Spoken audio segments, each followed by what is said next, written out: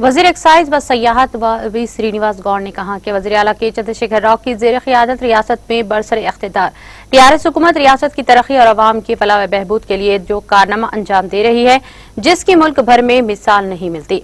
रियासती वजीर श्रीनिवास गौड़ ने कोत्तूर में म्युनिसिपल इंतखाबात के सिलसिले में मुनाकिदा पार्टी कारकुनों के इजलास से खिताब करते हुए इन ख्यालात का इजहार किया। इजलास में रुकने असम्बली अंजय यादव के अलावा मुकामी टीआरएस कायदीन और कारकुनों की कसी तादाद ने शिरकत की। उन्होंने कहा कि टीआरएस की फलाही स्कीमात मुल्क भर की रियासतों के लिए मिसाली बन गई हैं। वजीर मौसूफ ने कहा कि पार्टी कारकुनों पर जोर देकर वो टीआरएस की फलाही स्कीमात से अवाम को वाकिफ करवाते हुए कोत्तूर म्युनिसिपल के तमाम वार्ड्स पर टीआरएस उम्मीदवार की भारी अक्सरियत से कामयाबी को यकीनी बनाएं। इस मौके पर कांग्रेस पार्टी से ताल्लुक रखने वाले तमाम तिमाईपल्ली के सैकड़ों कायदीन और कारकुनों ने टीआरएस पार्टी में शमूलियत इख्तियार कर ली, जिन्हें रियासती वजीर श्रीनिवास गौड़ ने गुलाबी खंडवा पहनाकर पार्टी में खैर मकदम किया। సరైన సమయంలో నాయకుడు అంటాడు ఒక సరైన నిర్ణయం తీసుకుంటాడు. పేరు వైపు ఉండాలా, అభివృద్ధి వైపు ఉండాలా, ఏదైనా పనికి కార్యకర్త వస్తే పని చేసే శక్తి నాకు ఉండాలా.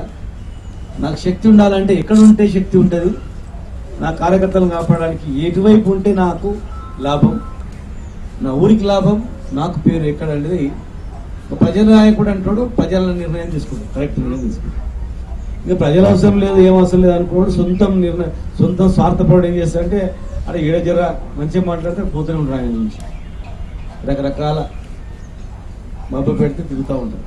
కానీ నిజమైన నాయకుడు ఏం చేస్తాడంటే ఖచ్చితంగా కూడా గెలుపు ఎవరి వైపు ఉంది, ప్రభుత్వం ఎవరి వైపు ఉంది, ప్రజలు ఎవరి వైపు ఉన్నారు, అసలు గవర్నమెంట్ ఏం జరుగుతుంది, ప్రజా కార్యక్రమాలు ఏం జరుగుతున్నాయి అనే దృష్టి పెట్టి మామూలప్పుడు రావాలంటే రాలేకపోతాడు.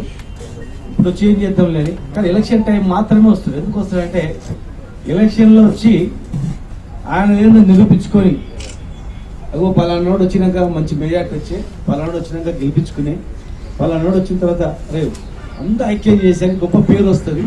ఆ పేరు వచ్చిన తర్వాత ఎట్లా ఎమ్మెల్యే కానీ, గవర్నమెంట్ కానీ, మంత్రులు కానీ ఆటోమేటిక్గా మనకున్న గౌరవం మనకు దక్కుతుంది అని చెప్పి వస్తుంది.